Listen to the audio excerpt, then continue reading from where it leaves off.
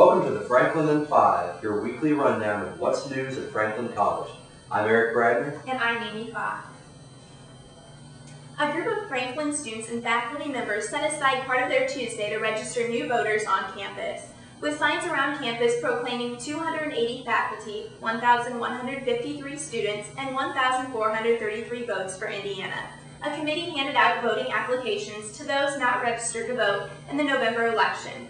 Junior Amber Newland, the Student Congress president who organized the group, said she gave out more than 300 applications. She said she considered the drive a success given the number of people who completed the registration right away.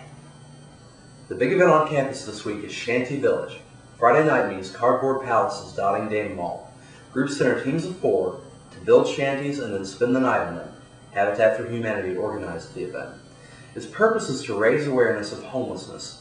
In Indiana, a state of 6.3 million people, nearly 10,000 are homeless.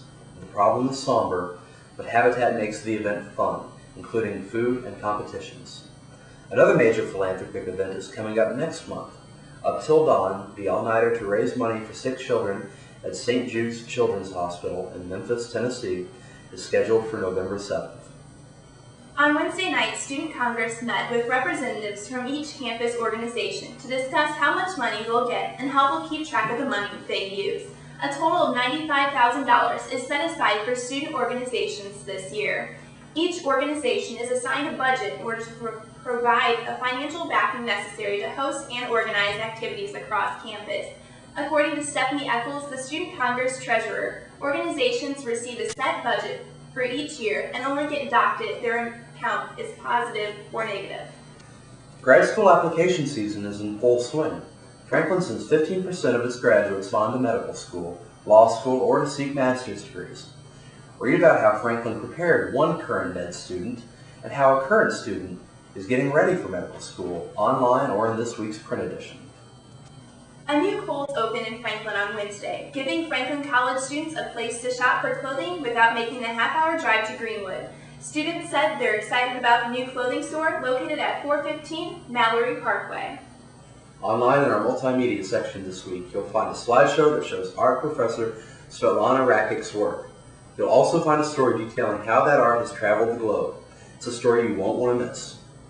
In sports, the football team suffered its first loss of the season, falling 30-27 at Trine University.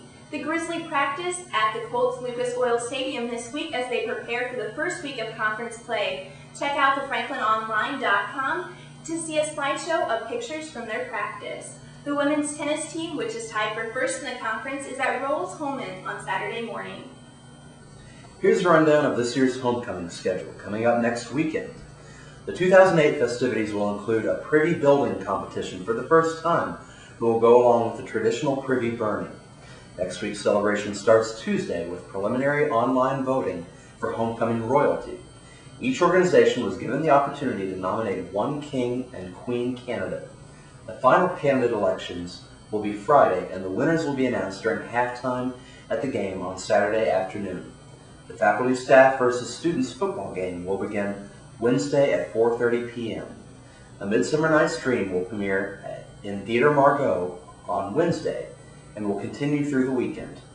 Alumni events are scheduled all day from Thursday to Saturday with art shows, volleyball and soccer games, Greek gatherings, and other reunion events. And that's a wrap. I'm Eric Bradner. And I'm Amy Fox. Check back next week for another edition of the Franklin in 5.